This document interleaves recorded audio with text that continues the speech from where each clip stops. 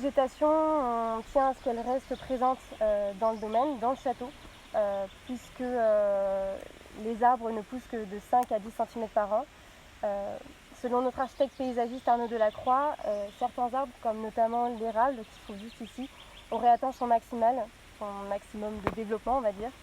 Et donc tous les arbres ici qui sont présents dans le domaine, dans le château, ont subi, on va dire, une étude avec notre architecte paysagiste.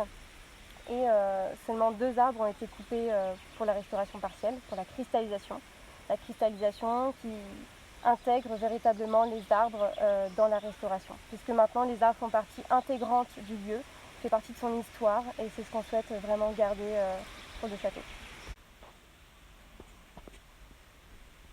Donc là, les visites ont repris depuis mercredi dernier, mais avec des conditions particulières liées à l'épidémie.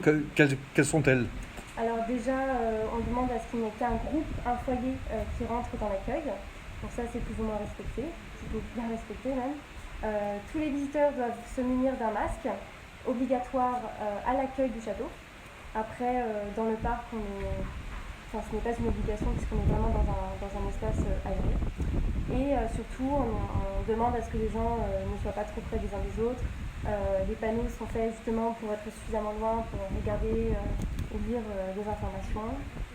Pour les visites guidées, du coup, sachant que là on ne peut pas accueillir plus de 10 personnes, enfin on ne peut pas regrouper plus de 10 personnes, donc, y compris moi, ça veut dire que je ne peux accueillir que 9 personnes en visite guidée.